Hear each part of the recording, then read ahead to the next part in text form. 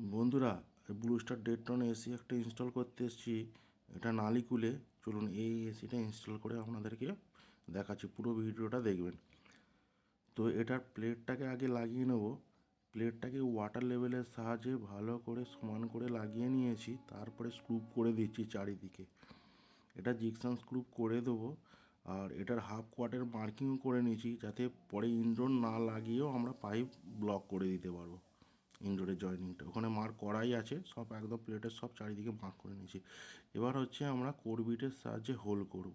কারণ কোরবিটে করলে কী হয়, ফিনিশিংয়ের সাথে কাজটা হয়, চটাচটি দেওয়ালে হয় না।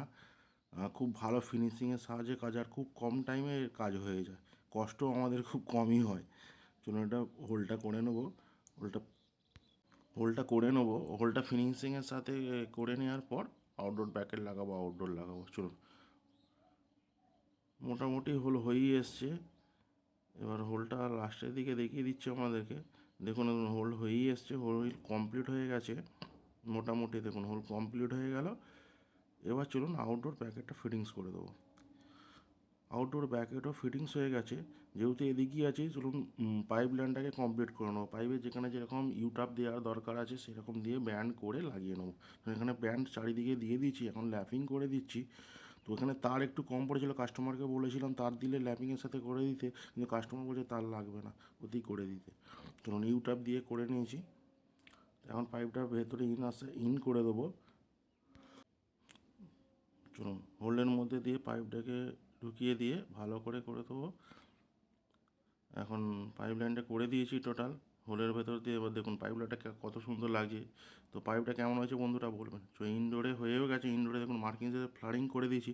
চলুন আউটডোর ওদিকে প্রথম ফিটিংস করিয়ে দিয়েছি, আউটডোরে কমপ্লিট করে দিয়েছি, শুধু তারটা লাগাবো। আর এদিকে ইনডোরটাকে তুলে দিয়েছি, ইনডোরও ফিনিশিং করে দিয়েছি, ইনডোরে জয়েন্টগুলো করে দিয়েছি ভালো করে, ভ্যাকুমে বসিয়ে দিয়েছি।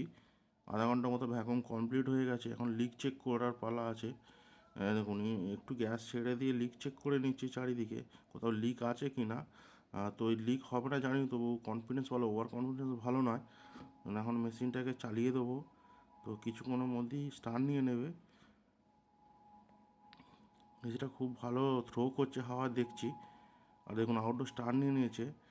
পাইপ লাইনটা কত সুন্দর হয়ে গেছে। আর কাস্টমার আপনার হোয়াইট সিমেন্ট আনতে গেছে, হোলটা জাম করে দেবো এলি।